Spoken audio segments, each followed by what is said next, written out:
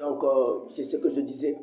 La jeunesse était tellement sacrifiée par le péché, était tellement sacrifiée par les coutumes négatives faites qui n'étaient pas d'aventure de Dieu. Ici, j'ai dit au départ que je ne suis pas ni prophète ni pasteur. Je suis qu'un simple petit berger et un chrétien. Chez nous, quand on parle de la communauté, c'est la way de la mort de Jésus-Christ. On ne parle pas que je suis membre de l'église. Nous, on n'est pas membre de l'église faite. Excusez-nous pour ce mot. Nous, on est membre de Jésus-Christ. C'est-à-dire, on est membre de Jésus-Christ de Nazareth. Donc, les enfants de Yahvé, les enfants de Abba, les enfants de Tout-Puissant, le roi de rois, les enfants de l'éternité, le Dieu d'éternité, d'éternité. Et qui restera éternel sur le ciel et sur la terre. Au ciel et sur la terre. Donc, la jeunesse était sacrifiée, la jeunesse était détruite. Parce qu'aujourd'hui, on remarque que la jeunesse devient tellement distraite. On n'est plus concentré à ce qui appartient à notre vie. Regardez, le temps est tellement court. Tu vois, aujourd'hui, on se réveille. Nous sommes aujourd'hui 1 novembre. Nous sommes en novembre. Nous sommes le 11 novembre. Le 11 novembre. Demain, on va arriver à 28 décembre. Ce sera une nouvelle année 2023. Maintenant, la question qu'on doit se poser maintenant. Les années viennent, les années passent. Quelle est l'amélioration que nous emmenons dans nos vies? Quel est le changement et quelle est la capacité que nous avons aujourd'hui pour l'évolution de notre vie? Avant, nos parents pensaient à leur futur. Avant, nos parents se préparaient pour leur retraite. Avant, nos parents s'organisaient pour le lendemain. Mais aujourd'hui, nous, on ne voit plus le lendemain, on ne voit plus le futur, car on voit maintenant le présent. Et la jeunesse vit souvent dans le présent. C'est là, en fait, qu'aujourd'hui, on ne comprend plus les prédications. Je n'ai pas dit que je dépasse. Je ne dépasse personne. Je suis même plus petit. Il y a des personnes il y a des serviteurs qui sont plus grands que moi, que Dieu a choisi car un plus que moi. Je le répète.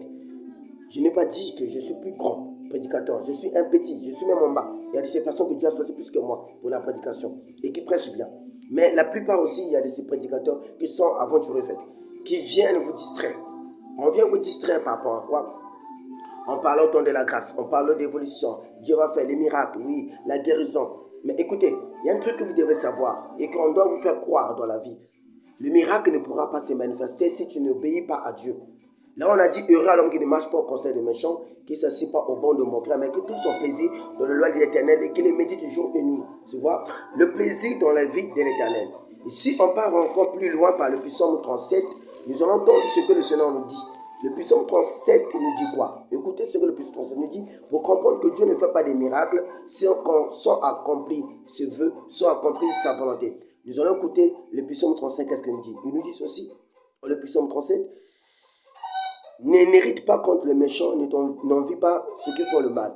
Il dit, ne hérite pas, il ne faut pas hériter le méchant. Ne sois pas un héritier des méchants.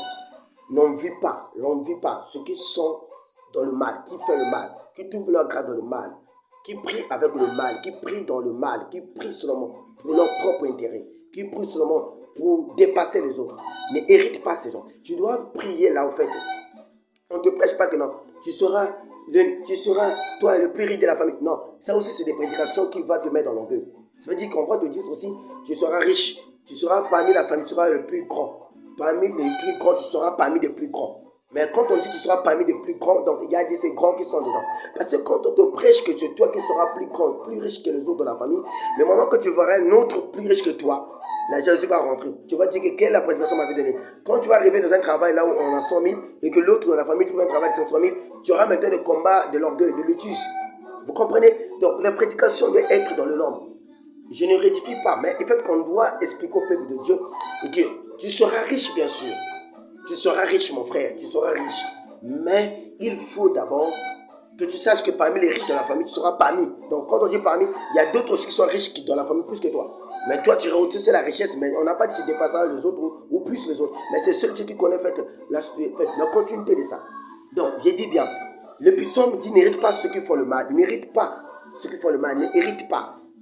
Et il dit n'envie pas ceux qui font le mal. Il dit encore, car ils sont fraudes. Quand ils sont ils sont fausses aussi vite que l'herbe, ils se fleurissent comme les gazons verts.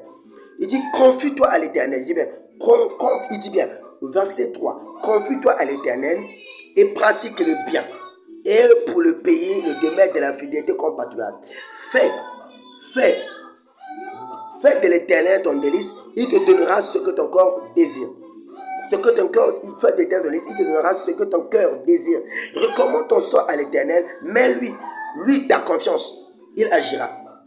Il fera paraître ta justice comme il fera paraître ta justice comme la lumière et ton droit comme le soleil de ton midi. Garde silence devant l'Éternel et espère en lui. N'hérite pas contre celui reçu dans la voie comme l'homme qui vient au bout des mauvais destins. Laisse la colère abandonner la fureur. N'étire pas, ce sera le mal fait. Car le méchant sera retranché. Ceux qui espèrent à l'Éternel possédera pour le pays. Voilà. Vous voyez tout ça. Le Seigneur te dit justement, tu dois te confier. Pourquoi les miracles se manifestent? Il faut que tu te confies, il faut que tu fasses ton dernier, ton délice.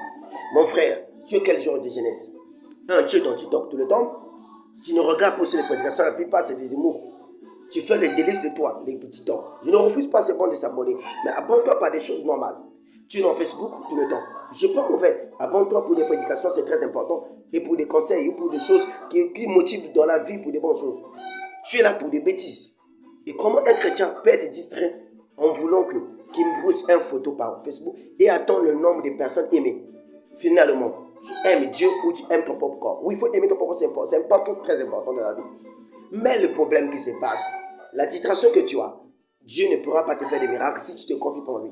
C'est comme à l'école, quand tu ne remplis pas les cahiers, quand tu ne lis pas le cahier, quand tu ne persistes pas au cours, au jour de la composition de l'examen, tu ne vas pas arriver de faire ton examen. Et pour que tu puisses réussir dans l'examen, il faut te concentrer sur le cahier, sur le cours, sur la lecture, sur le travail. Et c'est ça avec Dieu. Tu fais des miracles, concentre-toi sur les cours. Concentre-toi sur le cours biblique, concentre-toi sur la prière, concentre-toi sur la volonté de chercher. Ne reste pas limité. C'est comme aujourd'hui, il y a des personnes qui rêvent d'aller en Europe. Oui, l'Europe, c'est important d'aller. Il y a des personnes qui rêvent aussi d'aller en étranger, partout le monde entier. Mais le problème, est-ce que quand tu vas aller en étranger, tu as vraiment d'abord la force de travailler? Parce que moi, j'ai toujours conseillé la jeunesse. Dès que tu es jeune, c'est le moment que tu dois rester à travers ton corps, à peu près t'arrêter. Un moment, quand on arrive à 40 ans, quand on arrive à 40 ans, 45 ans, on n'aura plus la même force qu'on avait à 20 ans. Donc quand tu as 20 ans, c'est le moment de travailler la force que Dieu t'a donnée, parce que c'est une force qui va passer, c'est une force pour un temps. Travail ne peut pas t'arrêter. Quand tu auras 45 ans, tu as totalement préparé déjà. Même s'il y aura la fatigue, il n'y aura plus la motivation comme quand tu étais jeune, maman, tu t'es préparé. Surveillez-vous la jeunesse. Oui, on doit prier bien sûr, mais il faut se calculer. C'est quand quelqu'un qui parle la prière sans manger, est-ce qu'il va se concentrer? Non. Il va d'abord chercher à faire quelque chose d'important. C'est-à-dire que prier, chercher. La Bible dit travail, prier, travail, prier. Pourquoi on nous parle de travail, prier? Parce qu'on doit d'abord chercher à quoi se nourrir. On doit chercher à quoi se développer, à quoi avancer. J'ai toujours dit, Dieu ne donne pas le travail, car Dieu donne la motivation de chercher le travail et il touche le cœur des personnes qui vont te donner un travail. Et l'argent, ça ne tombe pas du ciel, car l'argent, on le cherche. Dieu ne fait pas des miracles sur l'argent, mais l'argent, Dieu donne les miracles pour avoir un travail, un bon travail, pour avoir de l'argent et pour que tu avances. Ne cherchez pas des miracles qui sont inutiles. Regardez même dans la multiplication du poisson, et du pain. Est-ce que Jésus, il manquait le miracle pour dire le poisson qui est au septembre ou le pain? Non. Il a d'abord cherché. Ça ne manque pas, mais il a dit qui a un pain, qui a quelque chose à manger. Il a pris ce qu'ils avaient, il a multiplié ce qu'ils avaient. Donc, il faut commencer d'abord le peu que tu as. Et Dieu va te relever fort. Mais ne crois pas que si tu commences pas avec le peu que tu as, Dieu va te bénir. Mon frère, ça c'est un miracle ignorant. Ça veut dire que c'est un miracle de la sorcellerie. Comme je vois aujourd'hui, on voit, il y a des gens qui font des prédictions, qui font des miracles par téléphone. On te voit l'argent par téléphone. Oh miracle. Non, non, non. Ce sont des techniques magiques. Ce sont des techniques de la escroquerie. L'argent ne vient pas du téléphone comme ça. L'argent des miracles, tu peux dire peut-être tu as ramassé, là c'est important. Là c'est normal. Tu es sorti, Dieu t'a fait grâce, tu as vu l'argent repas, tu as ramassé, ça c'est un miracle. Oui, on peut croire. Mais c'est pas en venant de te faire voir mon de monnaie, c'est pas quoi, Vodacom. Ça c'est des magies qu'on pratique mystique. Et ça on appelle, c'est des jeteurs d'âme. C'est des jeteurs d'âme. Ne croyez pas au miracle. C'est comme une femme qui dit, prie tout le temps avec la Bible et Dieu va faire tomber le mari du ciel. Non. Le mari, quand on l'appelle en route, il dit non, le frère là veut me rendre le péché. Mais quand tu passes, si un homme t'appelle, ce n'est pas seulement un homme de l'église. Dieu n'a pas dit que vous mariez Dieu pour t'envoyer un homme, c'est un homme d'église. Non, Dieu parfois prévu ton mariage quelque part, dans un milieu là, en fait, parfois un milieu là où en passant, et Dieu te fait grâce, tu trouves un mari qui t'appelle. Et un domaine, c'est un mari qui était païen, et toi, par ta prédication, par de prière, par de comportement, tu l'emmènes jusqu'à ton église. Parce que quelqu'un, pour être attiré dans ton église, tu dois d'abord être exemplaire. C'est comme aujourd'hui, il y a beaucoup de femmes qui font, comme mon mari ne prie pas, est-ce que ton mari ne fait pas l'église, mon mari n'a pas prié? Est-ce que tu lui présentes le bon comportement dans la maison pour qu'il soit attiré dans ton église? Et c'est normal qu'il soit des hommes de Dieu. Parce que tu affiches un mauvais comportement à l'église. Tu affiches un mauvais comportement à la maison. Tu aimes plus que le pasteur, plus que ton mari. Non, tu dois aimer plus ton mari. Surtout quand ton mari est marié là. Il faut aimer plus que le mari qui est ton pasteur. Mais la confiance, je peux dire, c'est à Dieu. Et un peu à ton mari, et un peu aussi au pasteur. Donc, donne la place au mari, au pasteur. Ne mélange pas les choses. Donc, la prédication va continuer sur la jeunesse. Réveillez-vous. Et la prière toujours. Motivation de prière, comportement. Bon comportement, prière, motivation de travail, de chercher. Même ceux qui sont à l'école, l'examen, tu ne vas pas le reçu. Regardez aujourd'hui, nous sommes quel? Nous sommes aujourd'hui au mois de novembre. Il y a des élèves aujourd'hui qui vont faire les examens, les sessions, les concours. Ils ne sont pas encore réveillés. Ils dorment encore dans le sommeil. Ils ne travaillent pas. Ils vont se réveiller à 2 mois avant l'examen. Mais c'est maintenant que tu dois te réveiller. Pour prier, pour travailler, pour prier, aller à l'école. C'est maintenant. On dit qu'il ne faut jamais rater le début. Réveille-toi, travaille et sois attentif dans l'école. Et c'est la motivation d'être maintenant. Et dès que tu auras la volonté de travailler dès le départ, tu verras que la fin ne sera plus difficile. Mais on trouvera l'école difficile quand tu n'arrives pas à travailler maintenant et que tu commences à travailler à la fin de l'année. Et quand tu travailles à la fin de l'année scolaire, là tu auras la difficulté, tu ne vas pas comprendre les choses. Mais quand tu travailles au départ, tu verras que Dieu va faire des miracles. Au départ, tu travailles, et quand tu seras à 4 à 5 mois, la motivation va continuer jusqu'à la dernière année scolaire. Mais quand tu n'as pas la motivation au départ, ne dites pas que le diable t'a trompé. Après, quand tu n'auras pas ton examen à la fin de l'année, tu verras qu'on m'a voté. Non. Et parce que tu crois trop aux prédicateurs, aux hommes de Dieu, recevez les examens. Oui, on va recevoir les examens. Étudie d'abord avant de recevoir. Tu sais, quand tu ne relis pas, tu ne peux pas recevoir l'examen. Que ce soit peut-être un miracle. Hein. Bon, je ne sais pas. Il y a des miracles qui existent comme ça. Mais les gens qui te disent crois toujours au miracle, ne te poussent pas à travailler. Ce sont des fautes. Ce n'est pas vraiment de bons prédicateurs. Ce sont des hommes de Dieu. Je dis bien, ce sont des pasteurs. Mais ce ne sont pas des vrais hommes de Dieu. Parce qu'un homme de Dieu droit, un homme de Dieu, même si moi je ne suis pas intellectuel, mais je sais que je n'ai pas pu suivre le corps, parfois peut-être difficulté de financière, parfois difficulté quoi des parents. Mais avec le niveau de l'école que j'ai, mais regarde comment j'arrive à comprendre qu'un enfant doit lire, il doit travailler. Travaille mon frère à l'école. Si tu n'as pas un travail, tu es étudiant, tu es tout le temps avec de gros français tout le temps. Oui, tu es étudiant. Est-ce que tu cherches un travail ou tu restes à la maison ou tes diplômes que tu as reçus pour draguer les femmes ou c'est pour attirer les hommes?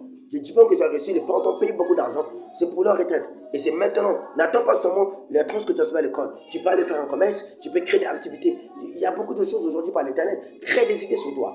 Réveille-toi, mon frère, ma soeur. Que Dieu vous bénisse. C'est la pas de berger Arnaud. Et qu'on va prier au nom de Jésus. Seigneur Jésus, motive ces personnes qui n'ont pas la volonté de travailler ou de prier. Motive ces personnes qui n'ont pas la volonté des études. Que donne la force que cette jeunesse doit grandir. Une jeunesse de la sagesse, d'intelligence, de discernement. Qui va le lendemain, qui ne va pas le présent. Qui ne va pas le présent, mais qui va sur le présent et le futur. Que ce ne soit pas des gens qui écoutent les paroles avec sentiment, mais qui écoutent la parole avec amour. Et que Dieu vous bénisse. Et j'attends aussi vos commentaires pour tout ce que s'est passé pour cette prédication de 13 minutes. Et puis 2 minutes, j'ai prêché avant. Et que Dieu vous bénisse. Et à bientôt. Bye au nom de Jésus-Christ.